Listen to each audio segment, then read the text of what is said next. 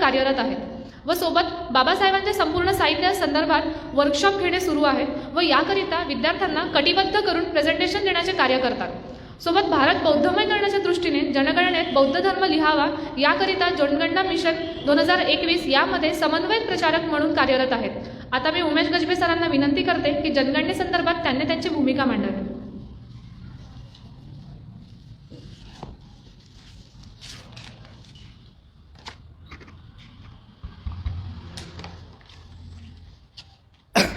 तथागत सम्यक संबुद्ध व आधुनिक बुद्ध बाबासाहेब आंबेडकर यांना अभिवादन।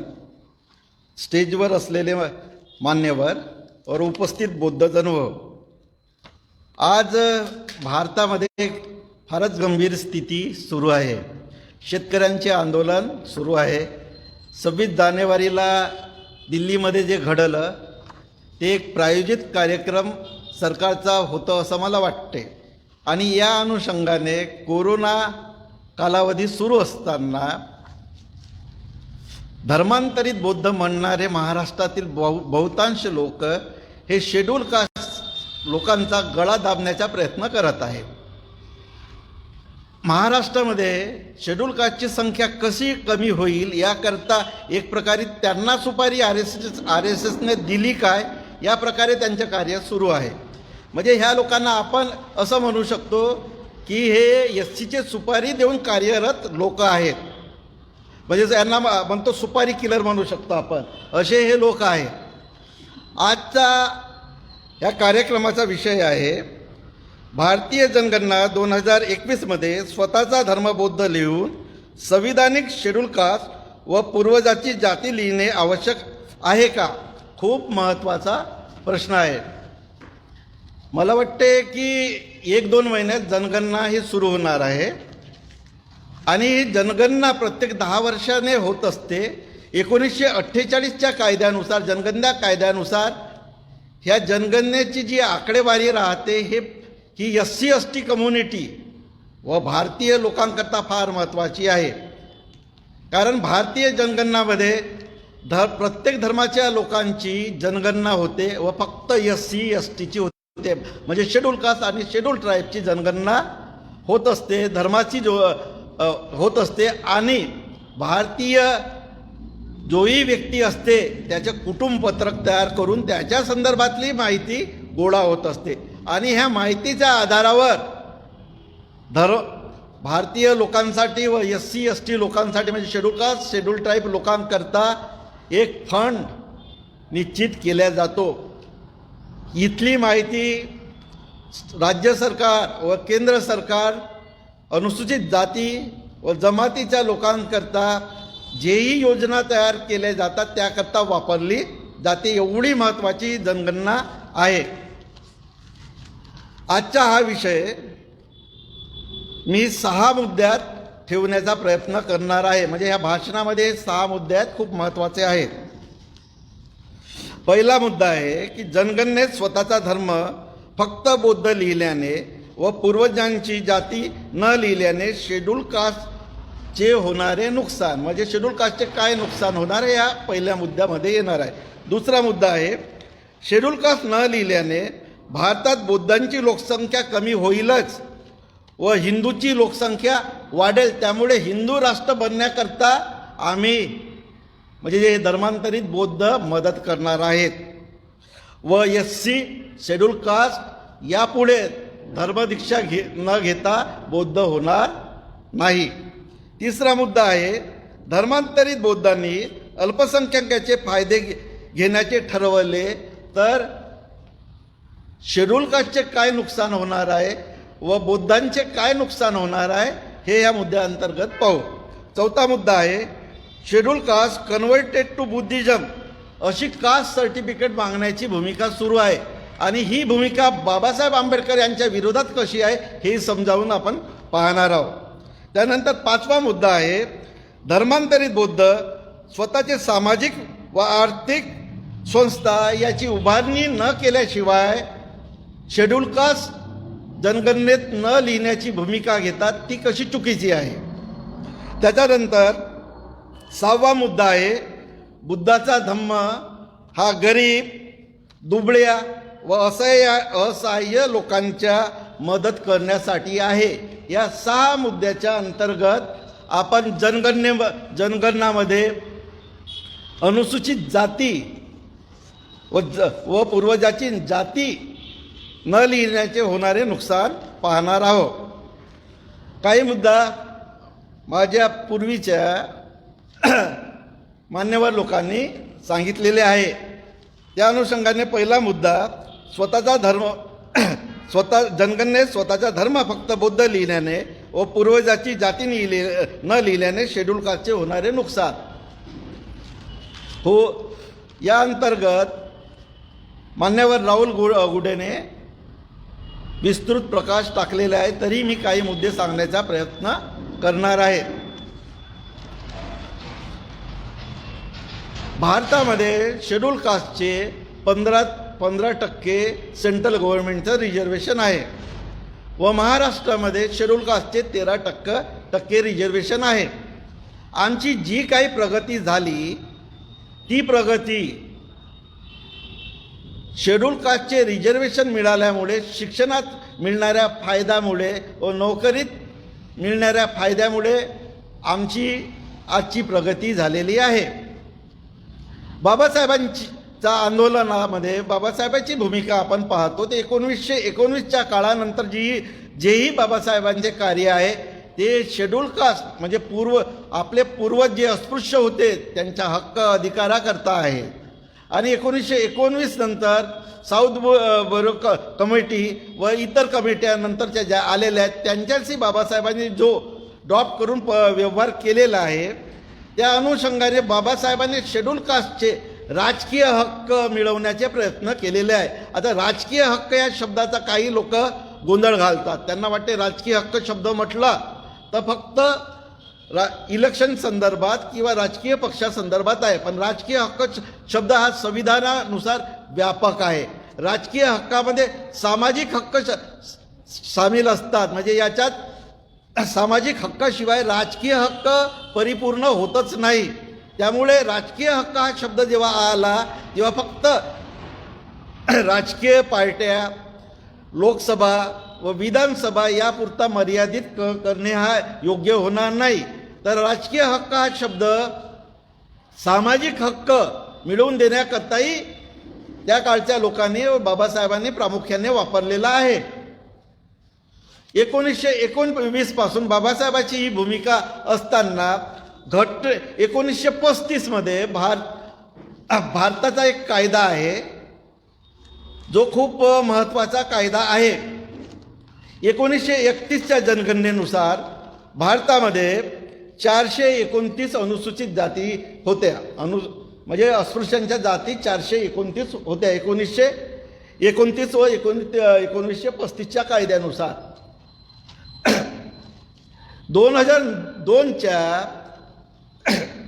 2002 नुसार भारतामध्ये 1102 अनुसूचित जाती आहेत. मग प्रश्न येतो की जेव्हा 1935 मध्ये 429 अनुसूचित म्हणजे शेड्यूल कास्टच्या जाती असताना 2002 मध्ये 1102 जाती कशा झाल्या, वाढल्या का? महत्वाचा आहे ना. तर हा कायदा 1935चा कायदा काय म्हणतो की अस्पृश्यांना जी वाईट वागणूक दिली जाते त्याकरता हा कायदा आहे. आणि ह्या कायद्याअंतर्गत जे अस्पृश्यांना हे घाणेरडी प्रथा म्हणजे इथले भारतातील लोक खालच्या दर्जाचे वागवतात, घाणेरड्यापणाने वागवतात, अशा जातींना शेड्यूल कास्टमध्ये टाकण्याचे प्राविधान 1935-36च्या कायद्यामध्ये केलेलं आहे. आणि ही संख्या 2002 पर्यंत सतत वाढत होती. ती झाली 1109. याचा अर्थ आहे की भारतामध्ये अस्पृश्यता अजूनही बाळगली जाते. सुप्रीम कोर्टचा एक ऑर्डर आहे, सुसई वर्सेस UOI 1985च्या सुप्रीम कोर्टचा ऑर्डर आहे. या ऑर्डर नुसार म्हणतात की भारतात कोणालाही आपला धर्म बदलवता येतोय. अनुसूचित जातीच्या व्यक्तीलाही धर्म बदलवता येते, परंतु त्या अनुसूचित जातीसोबत जे चिकटून गेलेली जात आहे, म्हणजे तमगा आपण पण त्याला काय म्हणतो, त्याला हिंदीमध्ये तमगा म्हणतात, म्हणजे नावलेले विशेषण ते चिकटूनच राहते असं सुप्रीम कोर्ट म्हणतो. म्हणजे ही बाब जेव्हा सुप्रीम कोर्ट म्हणून राहिली की तुमची जाती ही धर्म बदलवल्यानंतरही चिकटून राहते, ती नष्ट होत नाही कोणत्याही धर्मात जा, तर ही दखल घेण्यासारखी म्हणजे दखल घेण्यासारखी बाब आहे. तरी आमचे तथागत विद्वान धर्मांतरित बौद्ध ज्यांना बाबासाहेब किती कळला हे समजत नाही, असे लोक सुप्रीम कोर्टापेक्षा स्वतःला जास्त हुशार समजून राहिले की जेव्हा सुप्रीम कोर्ट म्हणते की कुठलाही धर्म बदलवल्यानंतरही तुमची जात चिकटून राहते, असा कल्चर आहे भारतामध्ये, आणि तुम्ही म्हणता की बौद्ध धर्म घेतल्यानंतर जाती नका लिहू. आता ही जातीची जी शेड्यूल कास्टची जी संविधानिक सोय आहे ती बाबासाहेबांनी करून ठेवलेली आहे. 1951चा पहिला अमेंडमेंट झालेला आहे जो बाबासाहेबांनी करून घेतला भारतीय घटनेमध्ये. तो शेड्यूल कास्टचे आरक्षण रद्द झाले होते त्या संदर्भातला आहे, किती लोकांना माहीत आहे. घटना तयार झाल्यानंतर भारतीय समान कायद्याच्या अंतर्गत एससींना रिझर्वेशन दिलं नाही पाहिजे, सोय दिल्या नाही पाहिजे, याकरता एक पिटिशन सुप्रीम कोर्टात टाकण्यात आलेली होती. घटना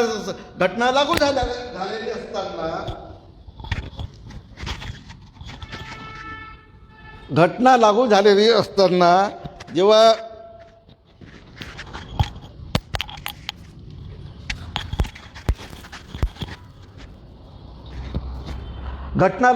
लागू झाली असताना जेव्हा सुप्रीम कोर्टामध्ये ही केस जातोय आणि सुप्रीम कोर्ट ऑर्डर देतो की एसटींना मिळणारं आरक्षण हे बंद करण्यात यावं, त्यावेळेस बाबासाहेबांनी पुढाकार घेऊन भारतीय घटनेच्यामध्ये पहिलं अमेंडमेंट करण्यात आलं आणि मग सुप्रीम कोर्टचा तो ऑर्डर त्या घटनेमुळे बाद झाला आणि शेड्यूल कास्टला त्यानंतर आरक्षण देण्यात आलेलं आहे. हे जेव्हा बाबासाहेब घटनेमध्ये केलेल्या तरतुदीमध्ये काही कमतरता राहिली एससी करता, त्याकरता पुढाकार घेऊन संसदेमध्ये हा कायदा करण्यास पुढाकार घेतात, ही प्रमुख भूमिका घेतात.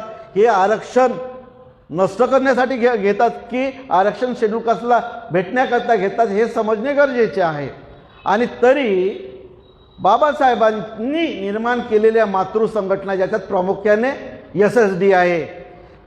राजरत्न आंबेडकर हे भारतीय बौद्ध महासभेचे स्वतःला अध्यक्ष म्हणतात, जे स्वयंघोषित अध्यक्ष आहेत.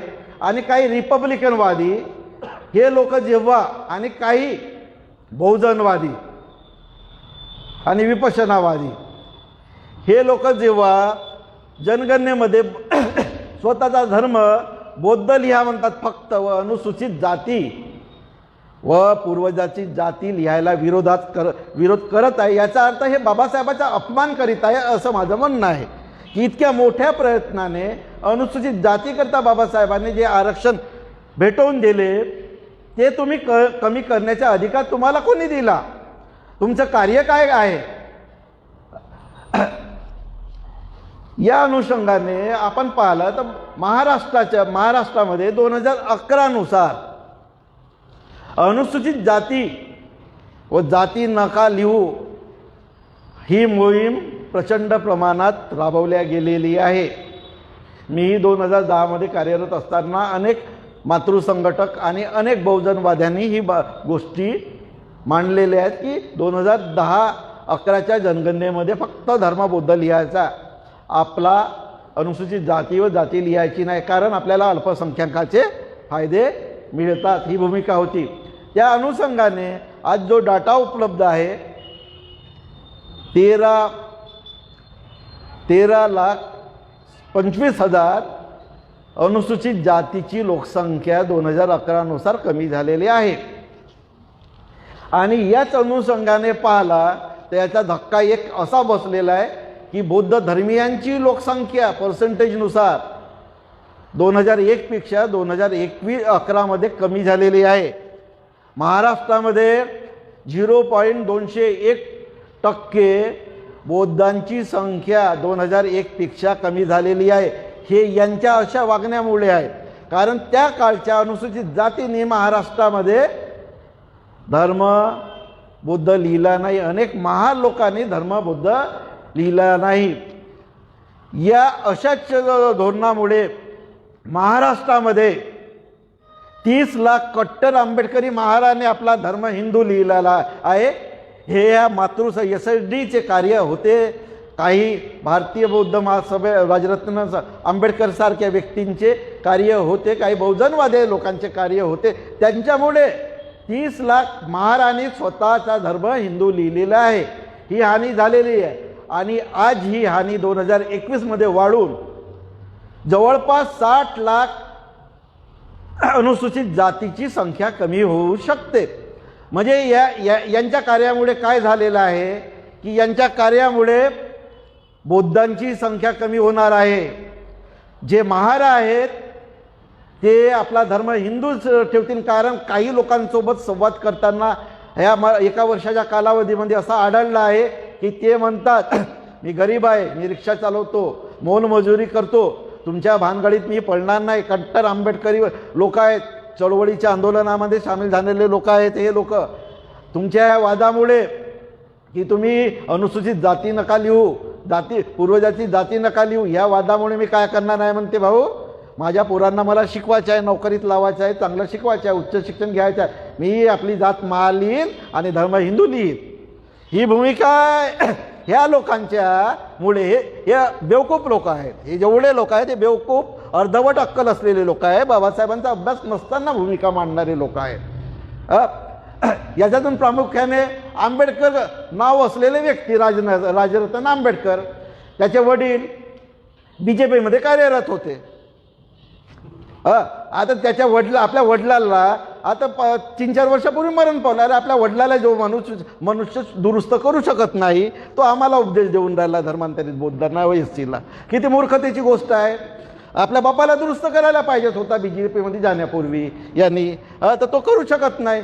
मोठं त्यावेळेस तर काम करत होता ना बाबा, तू बामसाहेबमध्ये काम करत होता त्यावेळेस. आपल्या बापाला तर दुरुस्त कर BJPमध्ये जाण्यापूर्वी, मग आम्हाला मार्गदर्शक कर. आणि काय म्हणतो हा व्यक्ती राजरत्न, आणि हा स्वयंघोषित अध्यक्ष आहे भारतीय बौद्ध महासभेचा. लायकी काही नाही, दिसत नाही, धर्माचा कवडीचा अभ्यास नाही. चॅलेंज आहे माझ्या, कुठेही स्टेजवर या, धर्माचा अभ्यास कसं नाही मी सिद्ध करून देऊ शकतो. तर ह्या व्यक्तीने जो स्वयंघोषित भारतीय बौद्ध महासभेचे अध्यक्ष आहेत, हे म्हणतात अनुसूचित जाती नका लावू. राहुल गुडेने विस्तृत वर्णन केलेले आहे. फक्त माझं एक म्हणणं आहे की भारतीय बौद्ध महासभा म्हणजे the Buddhist society of India ही 1955ला स्थापन केलेली संघटना आहे. 1955ला बाबासाहेब हे बौद्ध नव्हते. मग तुला अधिकार नाही आहे ह्या संघटनेचा अध्यक्ष म्हणून घेण्याचा. पहिल्यांदा आमचं म्हणणं आहे राजरत्न आंबेडकरला नम्र विनंती आहे की ह्या नावाने जेवढाही पैसा गोळा केला त्यांचा हिशोब धर्मांतरित बौद्धांनी द्यावा. हे माझा नम्र विनंती आहे.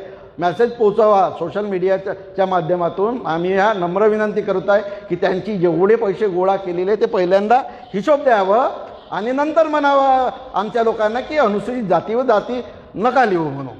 कारण बौद्ध लोक सम्यक दृष्टीने जगतो, सम्यक वाणीने जगतो. तुमची वाणी खोटी आहे हे सिद्ध नका करू, हिशोब द्या आम्हाला.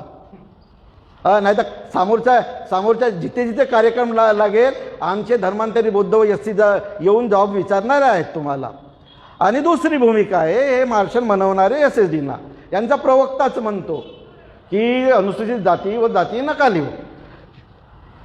प्रश्न आहे शेड्यूल कास्टची घटना जी बाबासाहेबांनी अप्रूव्ह केलेली आहे 1944-45ला. ह्या किती 45 समता सैनिक दलाची अप्रूव्ह केलेली आहे. हे घटनेत नमूद केलेली आहे, ओथमध्येच आहे की शेड्यूल कास्टच्या युथ करतावर शेड्यूल कास्ट करता ही संघटना राबवली जाईल. आता ही घटना काय the Buddhist society of India नाही की बुद्धाकरता काम करेल असं नमूदच नाही या घटनामध्ये. शेड्यूल कास्ट धर्मांतरित झाल्यानंतरही शेड्यूल कास्ट करता कार्यरत राहायला पाहिजे, पण ही एक कार्यरत नाही आहेत. महत्त्वाची गोष्ट आहे की ज्या शेड्यूल कास्ट म्हणजे SSDवर जिम्मेदारी दिलेली आहे शेड्यूल कास्टची ते नाकारत आहेत. काही SSD अनुसूचित जाती व पूर्वजाच्या जाती जनगणनेत लिहिण्याच्या भूमिका घेत आहे. पण 2-3 SSD आहेत ज्याच्यातून एक मार्शल बनवणारी आहे. त्यांचे जे संस्थापक होते ह्या कोरोनाच्या कालावधीमध्ये ते दिवंगत झाले. खूप छान माणूस माझे मोठेच भाऊ, कारण आम्ही लहान असताना त्यांच्या मार्गदर्शनातून आम्ही मोठे झालेलो. मी SSDचा जुना. पण ते तयार असते म्हणजे जिवंत असते तर आम्ही कन्व्हिन्स करू शकलो असतो. मला तरी वाटते ते कन्व्हिन्स झाले असते, कारण माझे चांगले संबंध. पण त्यांचेच आता जे काय म्हणू एक प्रकारे वारीस आहेत, कारण बौद्ध धर्मात वारीस नाही राहत पण SSDचे वारीस आहेत. आणि त्यांचे प्रवक्ता त्यांनी ही भूमिका घेतलेली आहे की जाती लिहू नये, SC लिहू नये, फक्त बौद्ध धर्म लिहावा. काही लोकांसोबत याच्या चर्चा झाल्यावर ते म्हणतात ही SSDची भूमिका नाही. मी म्हटलं तुमचा प्रवक्ता जेव्हा म्हणून राहिला असा, तर प्रवक्ता म्हणजे तो तुमचा मुखपृष्ठ आहे SSDचा. प्रवक्ताची भूमिका म्हणजे SSDची भूमिका. तुम्ही जाहीर पत्रक काढा काय आहे तर. आणि ह्या महत्त्वाच्या क्षणी तुम्ही जाहीर पत्रक काढत नाही, तुमच्या लेटर पॅडवर भूमिका मांडत नाही, लोक जागृती करत नाही, तर मग SSD राहून काय उपयोग. तुम्ही आपलं नाव चेंज करा. माझं तर सजेशन आहे समता सैनिक दलाच्या या मार्शल लोकांनी आपलं नाव चेंज करायला पाहिजे. कारण हे शेड्यूल कास्टचे रिझर्वेशन कमी कसे झाले पाहिजे ते एकाचा कार्यरत आहे. या अनुषंगाने आपण पाहिलं तर आपलं खूप मोठं नुकसान होणार आहे की शेड्यूल कास्ट न लिहिल्यामुळे. भारतामध्ये आपण एक उदाहरण पाहू की मेडिकल क्षेत्रामध्ये पूर्ण MBBS पासून BDS पासून सर्व जागा 1,90,000च्या जवळपास आहेत. भारत लेवलवर 15% रिझर्वेशन SC करता आहे. महाराष्ट्र लेवलवर 13% आहे रिझर्वेशन. महाराष्ट्रामध्ये जवळजवळ 6 की 7 हजार जागा MBBS करता म्हणजे मेडिकल क्षेत्रामध्ये आहे. आता हे 13%च्या अनुसार आहे. आता आपली लोकसंख्या जवळपास 60 लक्ष कमी होण्याची संभावना आहे, कारण 13 लाख 2011 मध्ये कमी झाली 13 लाख. आता ह्या 13 लाख लोकांनी ठरवलं की 4 लोकांना कन्व्हिन्स करायचा की शेड्यूल कास्ट नका लिहू व जाती नका लिहू, तर किती होतात 52 लाख होतात. म्हणजे 13 लाख पकडून 52 लाख पकडून 65 लाख होता. आपण 5 लाख मायनस केलो तरी संख्या होते 60 लाख. म्हणजे 60 लाख SC शेड्यूल कास्ट महाराष्ट्रातून कमी होण्याची शक्यता आहे. या अनुषंगाने त्या मेडिकलमध्ये 4% रिझर्वेशन सरळ कमी होऊ शकते. आजच्या क्षणी महाराष्ट्रामध्ये 1,70,00,000च्या जवळपास शेड्यूल कास्ट असायला पाहिजे. आणि तो 60 लाखाने कमी होईल तो सरळ 1,10,00,000वर येणार आहे. मग 1,10,00,000 SC महाराष्ट्रात अधिकृत आहेत. म्हणजे पूर्वी होते 1,32,00,000. 1,32,00,000वरून कमी होऊन किती आले 1,10,00,000. म्हणजे या धोक्याच्या सूचनेजवळ हे लोक आम्हाला आणून आमच्या तरुणांना आणून ठेवत आहे. हे खूपच महत्त्वाची गोष्ट आहे. आणि याच्याकरता आम्हाला सजग बौद्धांनी जे धर्मांतरित बौद्ध व अनुसूचित जातीतील लोक आहेत यांनी सजगतेने जागरूक राहून यांचा विरोध करायला पाहिजे, यांना हाणायलाही पाहिजे. माझी तर भूमिका अशी आहे. याच्याकरता प्रतिकार करायला पाहिजे. यांनी ज्या लोकांनी जातीचे महार लिहून रिझर्वेशन नोकरीत घेतलं, शिक्षण घेतलं, याची लिस्ट तयार करायला पाहिजे. लिस्ट तयार करायची, यांची लिस्ट करायची, यांच्या मुलांची लिस्ट करायची आणि मग घरी जाऊन जॉब विचारायचा यांना. कारण यांनी तर आरक्षण घेतलं, यांनी रिझर्वेशनचा लाभ घेतला, शिकले, नोकरीवर लागले, पोट भरले. आता पोट भरून फुटण्याची गोष्ट आली. पोट भरलं आता फुटण्याची वेळ आली आहे. त्यामुळे हे म्हणतात का रिझर्वेशनमध्ये SC नका लिहू व जाती नका लिहू. त्यामुळे कठोर भूमिका जेही आहे बौद्ध आहेत. बौद्ध लोक फक्त वंचितासाठी असहायासाठी काम करतात. भारतामध्ये व महाराष्ट्रामध्ये ज्याही बौद्धावर अन्याय अत्याचार झाले आहेत ते बौद्ध म्हणून नाही झालेले आहेत, तर ते त्यांची म्हणून झालेली आहे. उदाहरण पाहू, खैरलांजी आंदोलन जो झाला बहुत मागे यांच्यावर, हा भंडारा जिल्ह्यातला आहे, जवळचा आहे, बौद्ध कुटुंब होतं. बौद्ध म्हणून त्या हत्याकांड झालं का? ते तर बौद्ध होते. अरे गावचे लोक नाही समजत होते, हिंदू लोक त्यांना बौद्ध, त्यांना महार समजत होते म्हणून हत्याकांड झाले. ही व्यवस्था पलटवून लावण्याकरता यांनी काम नाही केलं. हे राजरत्न धर्मांतराचे कार्य नाही केले, लोकांना बौद्ध नाही बनवले. परंतु काय करून राहिले हे लोक? एससीची लोकसंख्या कमी झाल्या पाहिजे हा अजेंडा आहे RSSचा. सुप्रीम कोर्टमध्ये ब्राह्मण महासंघ नावाची RSSचे एक गट आहे, त्यांनी SC STचे रिझर्वेशन नष्ट झाले पाहिजे याकरता पिटिशन दायर आहे. सध्या सांगतो, पाहून घ्या, नाही मी दाखवू शकतो. SC STचे रिझर्वेशन बंद करण्यासाठी ब्राह्मण महासंघ सुप्रीम कोर्टात आहे आणि राजरत्न आंबेडकर आणि बाकीचे लोक म्हणतात की जनगणनेमध्ये SC व पूर्वजाची जाती नका लिहू. मग यांनी काय, अरे ह्या लोकांनी ब्राह्मण महासंघाने यांना पुरवठा केला आहे काय? भाऊ जा, आमच्यासोबत काम कर, आमची भूमिका तू लोकात ठेव. बुद्धांची लोकसंख्या कमी झाली पाहिजे, SCची लोकसंख्या कमी झाली पाहिजे याकरता तू जनगणनेमध्ये असं कार्य कर. असं तर मला तर असंच वाटून राहिलं की ब्राह्मण महासंघ सुप्रीम कोर्टात आहे आणि हे आहे, यांचं नातं काय आहे यांनी सिद्ध करावा. बाबा काय नातं आहे यांच्यासोबत? कारण RSSची भूमिकाच अशी आहे. त्या अनुषंगाने आपण पाहिलं की नोकरीमध्ये, सपोज नोकरीमध्ये 1 लाख महाराष्ट्रात लोक आहेत, 13,000 आमच्या तरुणांना नोकरी भेटते. परंतु 60 लाख कमी झाल्यामुळे 9% रिझर्वेशन आम्हाला भेटू शकते. तर 4% पोरं म्हणजे 4,000 तरुणांना आमच्या नोकरीपासून वंचित राहावे लागणार आहे. आणि ही कोणामुळे? बाहेरचे लोक नाही करून राहिले, धर्मांतरित बुद्ध म्हणवणारे. कशाचा स्वाभिमान यांना? जेव्हा स्वतः शिकले तेव्हा स्वाभिमान नव्हता. यांच्या आया बहिणीवर खैरलांजीसारखे जेव्हा घटना होतात तेव्हा यांचा स्वाभिमान नाही झाला थांबवण्यासाठी काम करू बाबा आम्ही म्हणून, तेव्हा गेले नाही. जेव्हा इथे दंगे होतात, हिंदोरा बंद होते पूर्ण, तेव्हा हे दिनेश भाऊसारखे काम करतात, त्याच्यामध्ये मार खातात, जेलमध्ये जातात. तेव्हा हे लोक चुपचाप घरी बसलेले राहतात हे लोक. तर प्रश्न काय होते, जेव्हा कार्य आहे तेव्हा काम नाही करत. भारतात बौद्धांची संख्या वाढल्या पाहिजे, जे अनुसूचित जाती शिवाय शक्य नाही. कारण अनुसूचित जाती भारतातली असे लोक आहेत जे स्वतःला आंबेडकराइट्स म्हणवतात आणि या लोकांमध्ये बौद्ध धर्म होण्याची ओढ आहे, लढा आहे की आम्ही बौद्ध होऊ. मागील आता 2-3 वर्षापूर्वी ओरिसामध्ये एक आमदार MLA होता सागरिया नावाचा, माझ्यासोबत नागपूरमध्ये 2 दिवस होता.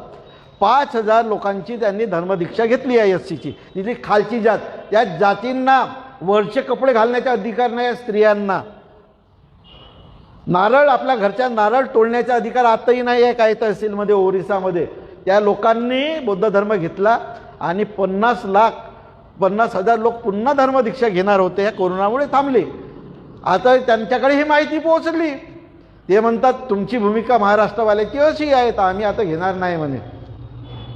म्हणजे तुम्ही काय करून राहिला? बौद्ध होण्यास इच्छुक लोकांना थांबवून राहिला की तुम्ही बौद्ध नका हो. म्हणजे या लोकांचे कार्य जनगणनेमध्ये SC नका लिहू व जाती नका लिहू असे म्हटल्यामुळे 2 कार्य होऊन राहिले. एक तर धर्मांतर होणार नाही, धर्मदीक्षेचे कार्यक्रम थांबतील, अनुसूचित जातीचे लोक बौद्ध होणार नाही, दुसरी अनुसूचित जातीची लोकसंख्या कमी होईल. मला वाटते हा पहिला मुद्दा इथपर्यंतच थांबवतो कारण वेळ होईल.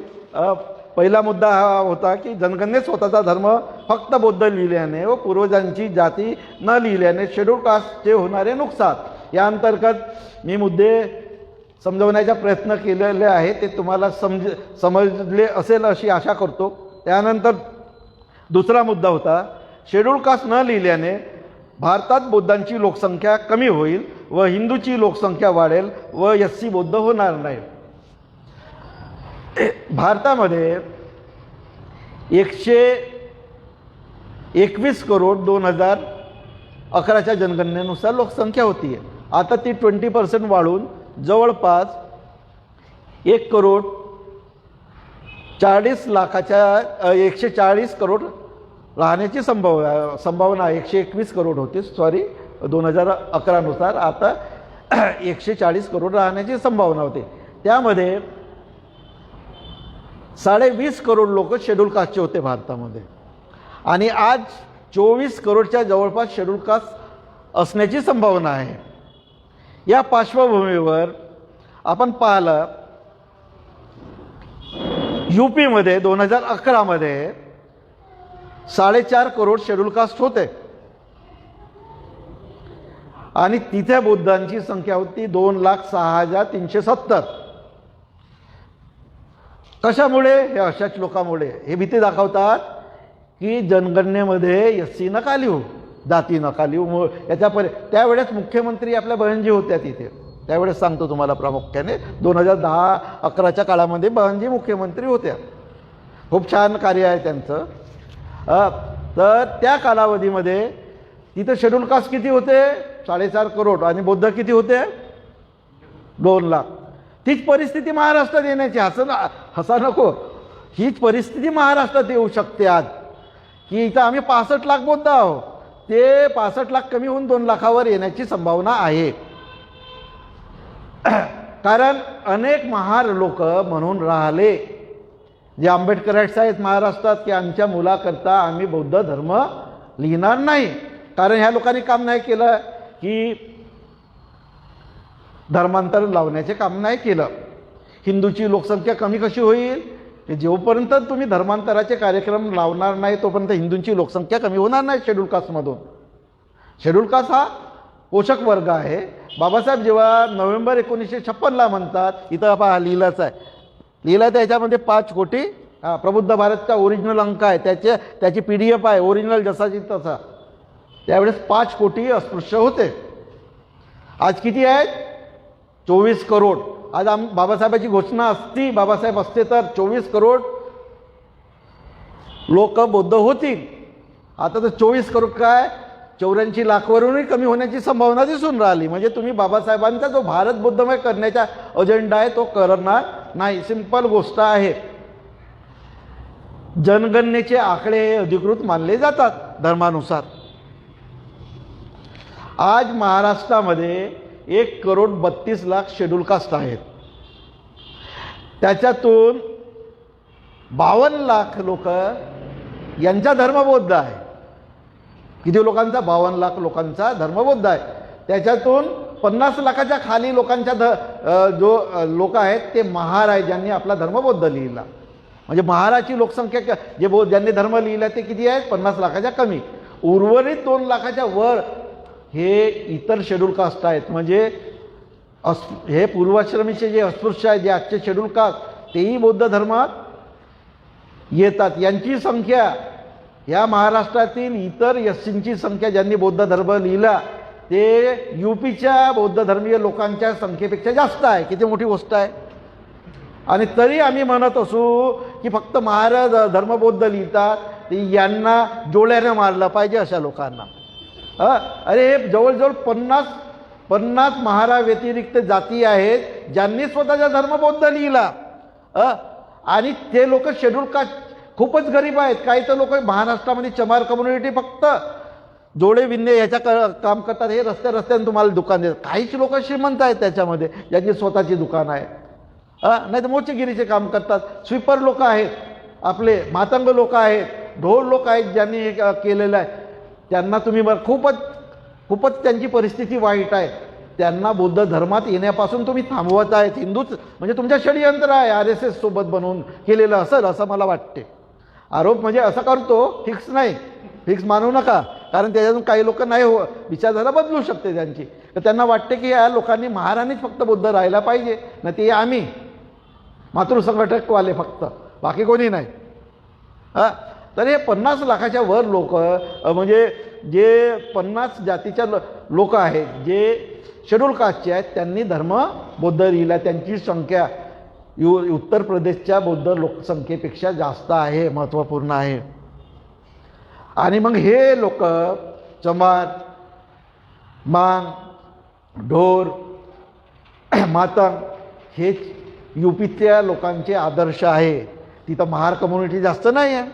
तिथं आहेत चंबार, जाटव, दुसरे कम्युनिटी. हे 50 जातीचे लोक हे भारतातील अनुसूचित जातीच्या लोकांचे आदर्श आहेत.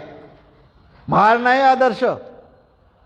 कारण महाराच्या आदर्श तर तुम्ही दाखवून राहिले, महारातून धर्मांतरित बौद्ध झाले. बाबासाहेब म्हणतात बाबासाहेब की 15 ऑक्टोबरच्या भाषणात की तुम्ही महारांनी बौद्ध धर्म घेतल्यानंतर लोकांनी असं म्हणू नये की महारांनी धर्म खाली आणला, ते महार बौद्ध झाले, मार्शल लोक आणि ते स्वयंघोषित अध्यक्ष, तर हे धर्माला खाली आणत आहे. धर्माला नाही म्हणत, धम्माला. कारण धम्म हा आचरणाचा आहे, आचरण नाही यांच्यात मैत्री नाही, करुणा नाही. आचरण स्वतः करावं लागते, तेही वंचितासाठी करावं लागते. बुद्ध अँड धम्ममध्ये एक धड्याचाच नाव आहे,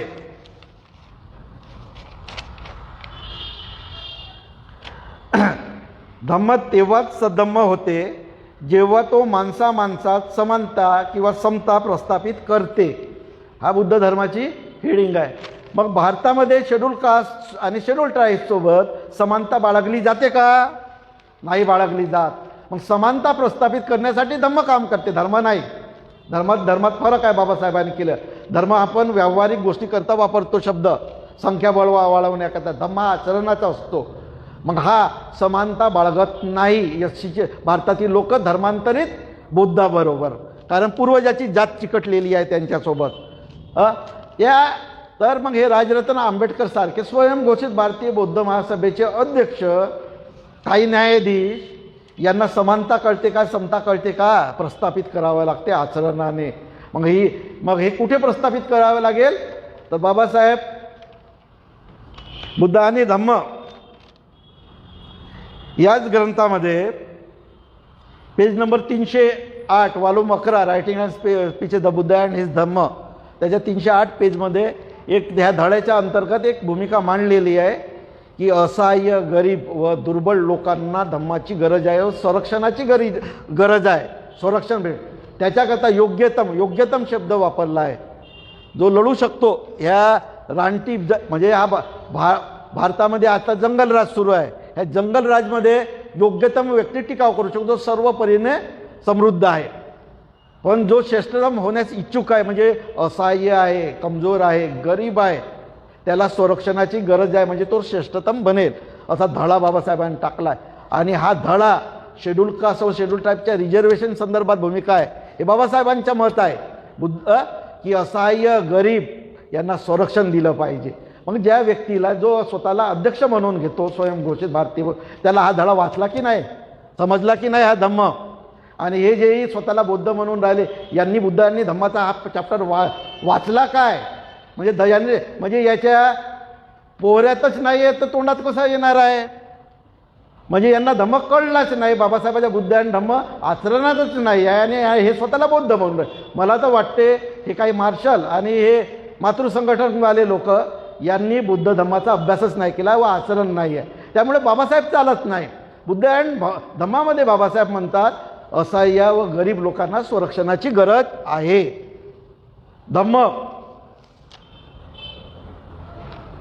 धम्म हा कधी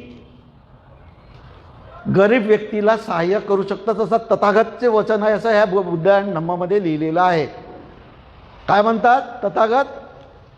की गरीब, असहाय्य व वंचित पीडित व्यक्तीला मदतीची गरज आहे. मग असहाय्य व्यक्तीकडून म्हणजे शेड्यूल कास्ट आहे यांची संख्या कमी करणं जनगणनेमध्ये न लिहिता म्हणजे हे धम्मवान व्यक्तीचं काम नाही. याचा अर्थ हे बौद्ध धर्मीय नाही, आचरणाच्या नावाने हे बौद्ध धर्मीय नाही. मग धर्मांतरित बौद्ध ज्यांना बाबासाहेबांवर विश्वास आहे, ज्यांच्या धम्मावर विश्वास आहे, ह्या व्यक्तींची जिम्मेदारी आहे की यांना जॉब विचारला पाहिजे, कारण हे आचरणशील नाही धम्मानुसार. नाही डिबेट्स करा म्हणा कुठेही भारतात मी येतो आणि बाबासाहेबांनुसार धम्म सांगतो, काय बाबासाहेबांनी मांडणी केलेली आहे त्यानुसार. तर ह्या प्रकारे हे शेड्यूल कास्टचे लोक बौद्ध होणार नाही याकरता कार्यरत आहेत. सुपारी घेतली आहे यांनी, सुपारी किलर आहेत हे लोक. तर ह्या प्रकारे आम्ही दुसरा मुद्दा पाहिलेला आहे की शेड्यूल कास्ट न लिहिल्याने भारताची बौद्धांची लोकसंख्या कमी होईल व हिंदूची लोकसंख्या वाढेल व एससी बौद्ध होणार नाही. यानंतर तिसरा मुद्दा आहे, मी थोडा वेळ झालेला आहे, थोडा शॉर्टमध्ये घेण्याचा प्रयत्न करेल. धर्मांतरित बौद्धांनी अल्पसंख्याकांचे फायदे घेण्याचे ठरवले तर होणारे नुकसान. आता या लोकांना अल्पसंख्याक आयोगची रिपोर्ट तरी माहीत आहे का, हा पहिला प्रश्न आहे. काही लोक आहेत जे मातृसंकट पुस्तकच काढली अल्पसंख्याक, नाव नाही घेत, मोठा नाही करायचं यांना. तर प्रश्न काय आहे की अल्पसंख्याक आयोग report 2007 Ranganath मिश्रम supreme कोर्टचे retired justice, मुख्य चीफ जस्टिस होते, chief justice, retired chief justice Ranganath मिश्र यांच्या रिपोर्ट खूपच धक्कादायक आहे. ह्या रिपोर्टनुसार भारतामध्ये 8% अनुसूचित जातीचे लोकांनी मुस्लिम धर्म स्वीकारलेला आहे. ह्या रिपोर्टमध्ये काय म्हणतात की 60% अनुसूचित जातीच्या लोकांनी ख्रिश्चन धर्म स्वीकारला आहे. या दोघांचा प्रमाण होते जवळजवळ 12 ते 13%. म्हणजे 13% लोकांनी मुस्लिम आणि ख्रिश्चन धर्म स्वीकारलेला आहे. याचा अर्थ तुम्ही हे विरोध करून राहिले, तुम्ही अनुसूचित जातीतील लोकांकडे गेलेच नाही बौद्ध होण्याकरता. ते काम करायला पाहिजेत होता, जे केलं नाही. फालतूचे काम करण्याकरता वेळ आहे. बौद्ध झाले पाहिजेत अनुसूचित जातीचे लोक, यांच्याकरता तुम्ही घरोघरी गेले नाही, हे घरोघरी जाऊन राहिले. म्हणून अल्पसंख्याक आयोगची रिपोर्ट असे म्हणतात. आणि काय म्हणतात, अल्पसंख्याक आयोगची रिपोर्ट असे म्हणते की आर्टिकल 341 जो राष्ट्रपतीचा ऑर्डर आहे, आदेश आहे, तोच असंविधानिक आहे म्हणतात. चीफ जस्टिस राहिलेला माणूस आहे सुप्रीम कोर्टचा पूर्ण आयोगची. कारण 341 आर्टिकलमध्ये असं कुठंच नमूद नाही आहे म्हणते की अनुसूचित जातीची लोक हा पर्टिक्युलर अमुक धर्माचाच राहिलेला पाहिजे, म्हणजे असं कुठंच नमूद नाही आहे म्हणतात. आणि त्यामध्ये काय म्हणतात, तुम्ही ह्या लोकांना एका धर्मात राहण्यासाठी बंधन कसे निश्चित करू शकते म्हणते राष्ट्रपती, असं सुप्रीम कोर्टचा जे चीफ जस्टिस माजी अल्पसंख्याक आयोगाच्या रिपोर्टमध्ये म्हणतात. त्यामुळे काय म्हणणं आहे, 1950चा जो घटना तयार झाल्यानंतर राष्ट्रपतीने 341 आर्टिकलनुसार अनुसूचित जातीला हिंदू धर्मात टाकला. फक्त हिंदू धर्मीय लोकांना अनुसूचित जातीचे फायदे भेटतील, हा चुकीचा आहे म्हणते, प्रिॲम्बलच्या अगेन्स्टमध्ये आहे. भूमिका काय आहे, प्रिॲम्बलच्या अगेन्स्टमध्ये आहे. त्याच्यानंतर 1956मध्ये सिखमध्ये टाकला, तेही चुकीचं आहे म्हणते. 1990मध्ये बौद्धाला टाकला, तेही चुकीचं आहे म्हणतं. कारण जसं अनुसूचित जमातीच्या लोकांना धर्माचं बंधन नाही, कोणत्याही धर्मात गेलं तरी त्यांना फायदा भेटते, तसंच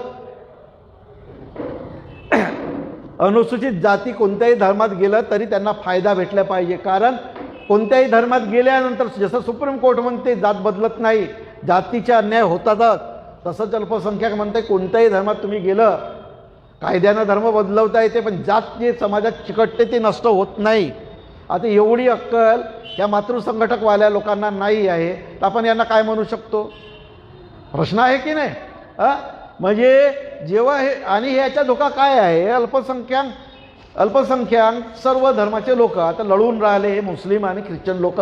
सुप्रीम कोर्टात पिटिशन आहे आणि काही कालावधीनंतर यांना अनुसूचित जातीच्या रिझर्वेशन सर्व धर्माकरत्या लोकांना मिळणार आहे. मग तुमच्या धर्मात कोण येणार आहे, बौद्ध धर्मात अनुसूचित जात, हे तर पहिलेच गेलेले आहेत तिकडे. कामं तर केलं नाही तुम्ही ह्या लोकांकडे जाऊन यांना बौद्ध धर्मात येण्याकरता. केलं काय परिवर्तन, नाही केलं आहे.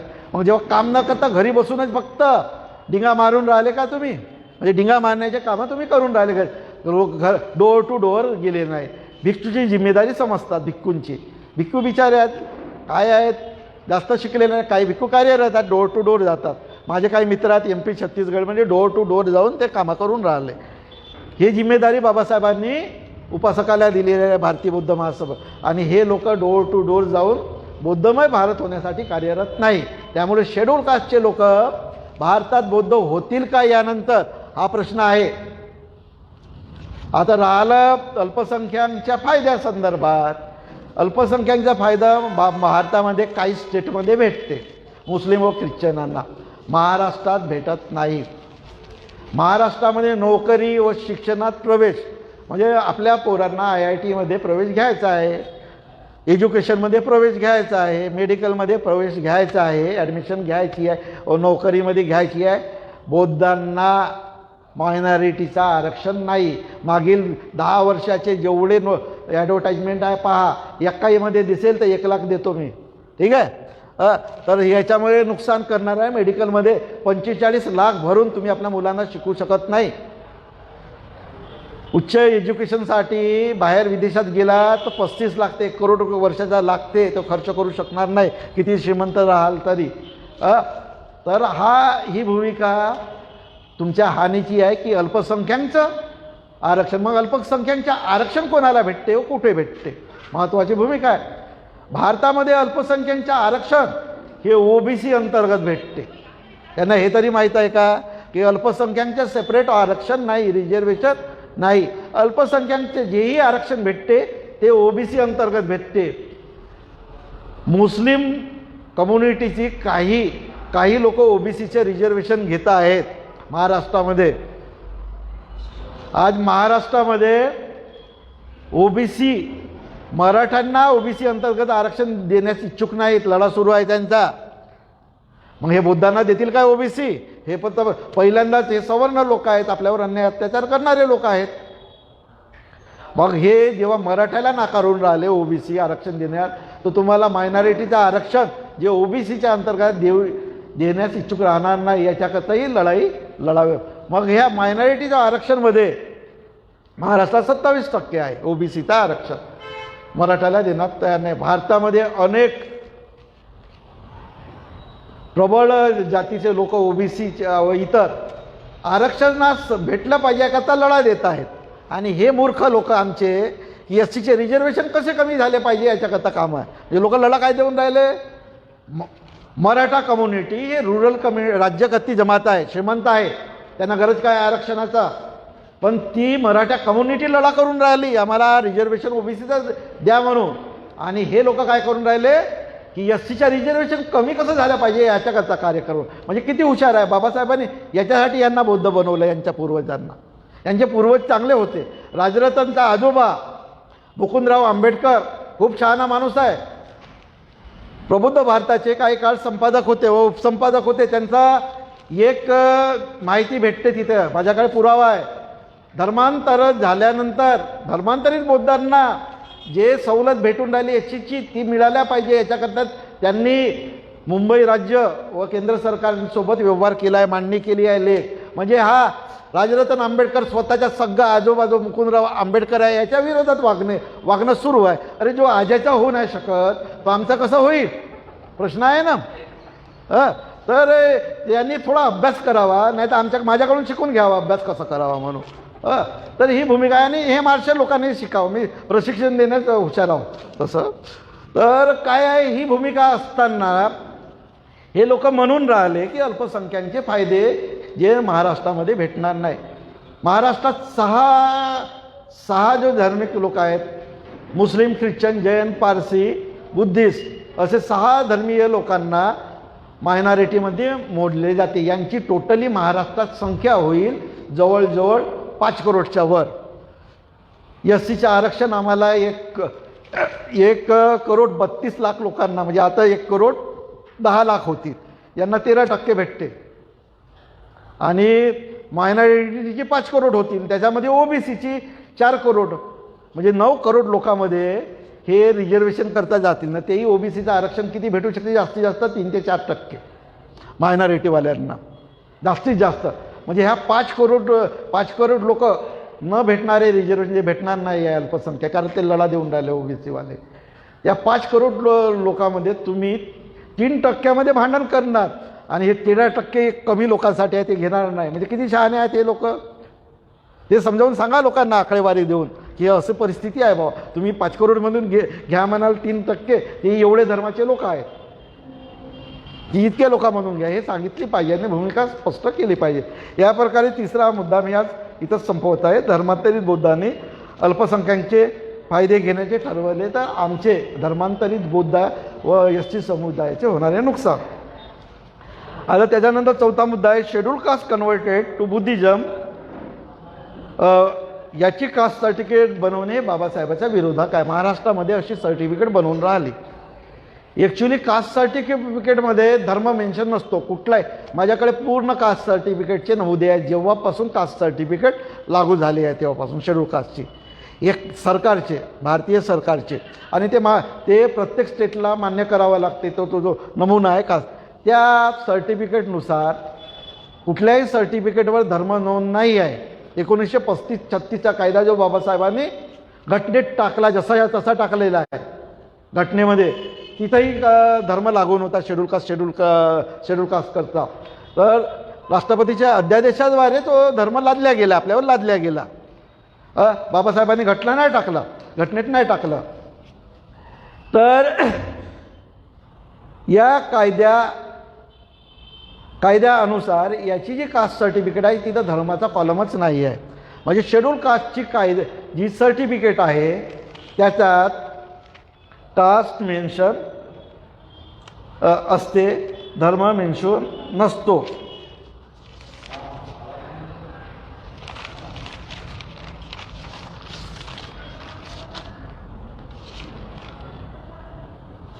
बाबासाहेब या अनुषंगाने पार्लमेंट्समध्ये एक डिबेट्स करताना दास नावाच्या व्यक्तीला उत्तर देतात. 1 डिसेंबर 1950ला पार्लमेंट डिबेटच्या हे आहे. बाबासाहेब म्हणतात